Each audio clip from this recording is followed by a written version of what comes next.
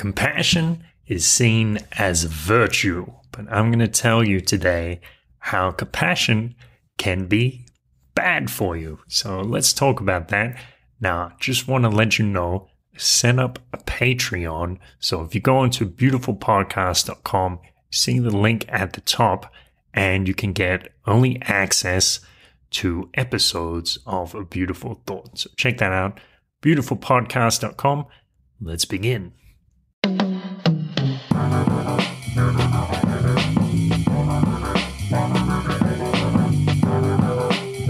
This is A Beautiful Thought. Welcome, universal travelers, cosmic seekers, people from the nether realms and people from the higher realms. I want to talk to you today about dumb compassion. So my friend Luis Fernando shared this meme a while back, which I really liked and found interesting. It was a quote from a guru, and somebody had asked him the question, what is the quality that is most worthy of development on this earth as a human being? And the guru responded, it isn't love, it isn't compassion, it is discernment. I thought that was very interesting. Of course, just about every human being has compassion and has love in their heart. In that, I think it was in a Bill Hicks bit where he says, oh, you love your kids. You love your kids. Ah, well, that's just great. John Wayne Gacy loved his kids. Everybody loves their kids. So love isn't something necessarily that you always need to develop. I mean, it's good to develop. But if you don't have discernment, then you run the risk of loving or showing compassion for the wrong reasons at the wrong times. And this happens a lot. I see it with a lot of people, and I guess I've done this at times too, of course. When you show compassion to somebody who maybe would be better off if you didn't show them compassion, or you show somebody compassion through your actions when it's actually at a detriment to your own self-love or self-compassion. So you see people go out of their way for others. Maybe they spend a lot of time researching something to try to help one of their friends out, and it doesn't occur to them that actually their friend just mentioned that in passing and they're not too focused on it or something like that. Or they're trying to help people who just don't want to help themselves. And in my experience, you can't help somebody who doesn't want to help themselves. It doesn't work. You're just going to run up against a barrier over and over. And it's really hard because we can be stubborn. And we want to show people compassion. We want to be good. And our own hearts reward us for being good and showing compassion. But in that, we resign ourselves to suffering. Because it just means that our efforts are going to be tossed aside.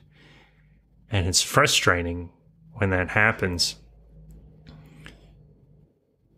There's a story. I was studying this course in cognitive behavioral therapy online. I recommend this course, actually, if you're interested in CBT. A course taught by a fellow named Kane Ramsey, the CBT practitioner course. And Kane tells this story about when he was studying therapy. And every day or every week after class, he would see this fellow who was selling the big issues. So this long-term unemployed or this homeless fellow named Chris. A lot of the time see him on the streets, and Kane would buy this fellow a meal and start telling him everything that he'd learned that day and what he'd found out about himself and the vital questions that he'd learned to ask himself self-reflection questions from cognitive behavioral therapy, which can have a big impact on your life in the long term. Knowing yourself is important, of course, as Cain emphasized a lot during the course. Cain would see Chris a lot, like every week, maybe a few times a week for perhaps 18 months. But even though Cain was sharing all this stuff and all these important questions and theories and principles and trying to help Chris as best he could, he found that it just didn't make any difference in Chris's life. And Cain was frustrated, and he thought, well, maybe I'm just not cut out for this therapy stuff. Maybe I just can't do it. And so he went to his mentor and he said, I have this problem. Like, I feel like I'm on the edge of giving up. Maybe I don't know how to help people. Maybe I should go back to sales. And his mentor said to him, all right, Cain, it seems you're ready for the next level. You're ready for the next teaching.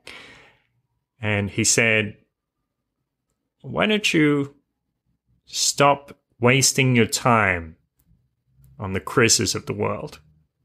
Start spending your time with the Cains of the world. Stop wasting your time with the people who don't appreciate your efforts, who aren't going to gain anything from your help, who won't match your efforts. Start spending the time with people who are going to take your energy and multiply it because they recognize the wisdom in what you say, or they recognize the value in your questions and your time, and they want to create something better. It's not easy to exercise discerning compassion, smart compassion, but it is worthwhile. If you can be discerning in your compassion, spend time with the people who will really take your energy and turn it into something wonderful. It's not always an easy lesson to learn because, as I said, like, we see compassion as something that's good. Compassion is not always good. Dumb compassion is not good. Dumb compassion can be just a huge waste of time. But if you spend your compassion and your energy in the right way, that is what makes the difference. Thank you so much for listening. Thank you for being discerning in the way that you exercise compassion. And thank you for showing compassion to others and giving them an opportunity to see if they will take that compassion and do something fantastic with it.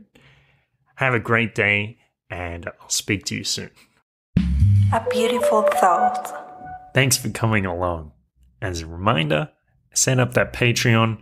Go on to beautifulpodcast.com and click on the Patreon link, and you can get early access to a lot of episodes. I've actually got this huge backlog of like 60 episodes, so I'm going to be uploading a lot of those onto Patreon, and you can get access to those.